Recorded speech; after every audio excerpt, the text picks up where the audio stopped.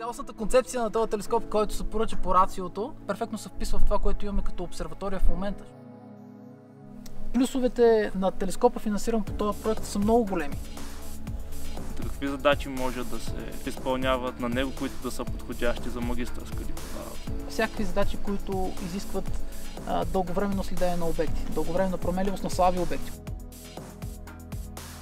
Идеята на новия телескоп е да прехвърлим фотометрията, широкоидичната фотометрия особено, да се прехвърли от двуметровия на него.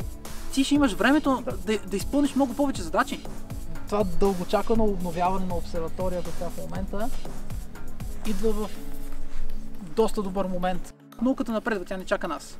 Нали?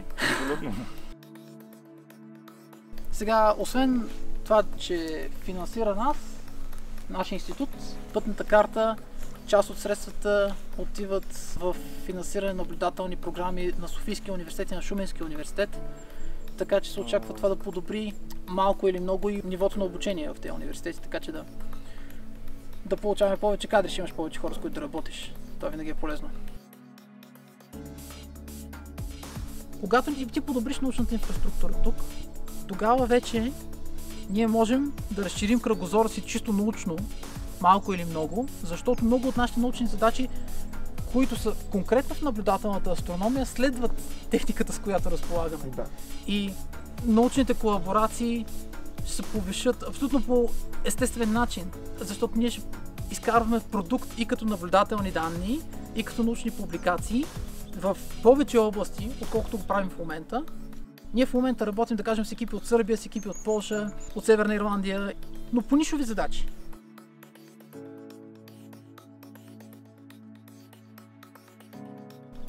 Допълнително рацио ни подобрява нивото на техническо развитие в областта както тук, така и в Софийския университет и в Шуменския университет, което съответно подобрява и възможности за колаборации с тези университети. Национално ниво. Това помага много по-спокойно да разпределим необходимото наблюдателно време между нашите научни задачи и научни задачи на Софийския университет и евентуално Шуменския университет, където също има малки групи по астрономия. Това би привлякло вероятно повече млади хора, които биха искали да се занимават с астрономия. Надявам се, да. Ти си на 22, 23? 23. Добре, за теб, когато постъпваш на работа в научна организация, има значение не само къде е тя, нали така? Има значение на къде върви. Има значение какво става в бъдеще. Нали? Интересува ни дългосрочен план прогреса. Да, интересуват те перспективите. Да, перспективата.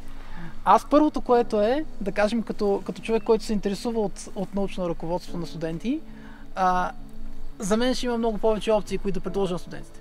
Има допълнителна мотивация, не само, че имат по-богат избор, а имат вътрешната мотивация, че виждат, че има синергия между научната инфраструктура и държавните учреждения, нали, и администрацията. И че всичко върви в една по-позитивна посока. Нали, това е нещо, от което младите хора имат нужда, според мен. Защото те искат да видят, че нещата вървят в дългосрочен план нагоре.